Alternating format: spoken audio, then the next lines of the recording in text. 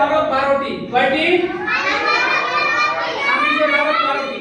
এইটা হলো মুখস্থ করার বিষয় না, এটা হলো লেখার বিষয়। লেখা মুখস্থ করার জন্য আমাদেরকে এই হরফগুলো মুখস্থ রাখতে হবে। তাহলে আজকে আমরা জানবো তামিজ মানে হচ্ছে পার্থক্য। এই হরফের মধ্যে 8টা হরফের পার্থক্য আছে। উচ্চারণের ক্ষেত্রে এগুলো একই নয়। তা যেমন ভিন্ন, ত তেমন ভিন্ন। হ্যাঁ, দুইটা দুই রকম, এইজন্য পার্থক্যের হরফ এগুলো। তামিজ হরফ মানে কি? পার্থক্যের হরফ, একই হরফ না এগুলো, উচ্চারণে এক হবে না। তাহলে দেখেন কিভাবে পড়বো করেন। তামিজের হরফ 12টি। আওয়াজ দিয়ে বলবেন, তামিজের হরফ 12টি।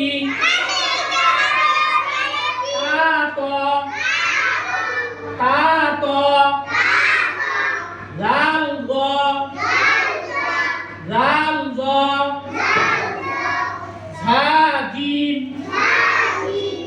ঝা জিম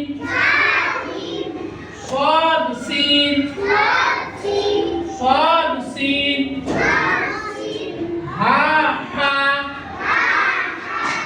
হা হা